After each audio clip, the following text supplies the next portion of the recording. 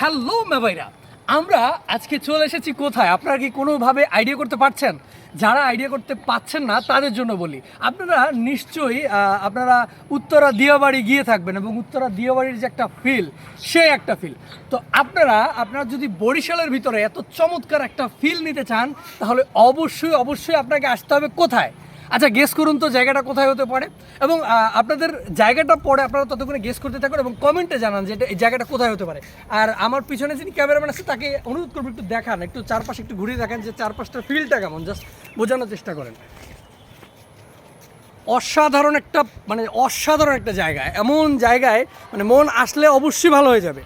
চারপাশে আছে প্রচুর পরিমাণে ঘাস, লম্বা ঘাস, এবং এত চমৎকার একটা পরিবেশে আসি যে আসলে মনটা ভালো হয়ে গেছে।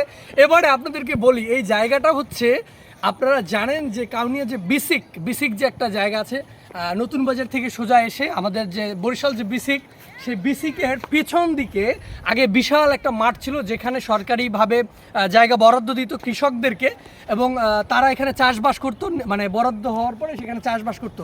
এখন এই রিসেন্টলি কিন্তু একটা জিনিস ফলো করবেন, যদি এখানে কেউ এসে থাকেন, যাদের বাড়ি এখানে আশেপাশে আছে, তারা আসলে দেখতে পাবেন চমৎকার একটা জায়গা, আসলে মন ভালো হয়ে যায়। চারপাশে আছে প্রচুর ঘাস, এত ঘাসের মাঝে সত্যি মনটা ভালো হয়ে গেছে আমার আসার পরে। এবং আপনারা যারা কাছাকাছি আছেন অবশ্যই বিকেলবেলা কিন্তু ঘুরতে আসতে পারেন, দারুণ একটা জায়গা। সবাইকে অসংখ্য ধন্যবাদ জানিয়ে শেষ করছি। আসসালামু আলাইকুম।